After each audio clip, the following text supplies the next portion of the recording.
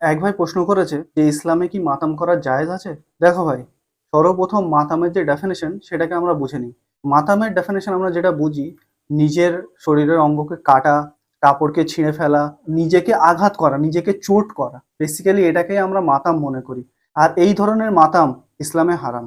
আল্লাহ রসুল সাল্লাহ আলী সাল্লাম বলেছেন, যে ব্যক্তি নিজের গাল থাপড়ালো, যে ব্যক্তি নিজের জামা ছিঁড়লো এবং যে ব্যক্তি জাহিলি যুগের মতো বিলাপ করলো, সে আমার দলভুক্ত না। তবে হ্যাঁ, মৃতর জন্য চোখে জল এসে যাওয়া, তাকে মনে রাখা, অনেক বছর পর্যন্ত তার জন্য দুঃখ প্রকাশ করা বা তাকে মনে করে কাঁদা, এগুলো জায়েজ আছে।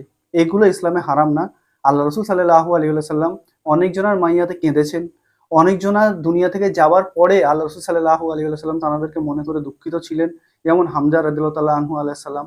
এমনকি ইউসুফ আলাহিসাল্লামের যে বাকিয়াটা আসে, ওনার আব্বা ইয়াকুব আলাহিসাল্লাম ওনার দুঃখতে কাঁদতেন, অনেক বছর পর্যন্ত কেঁদেছেন।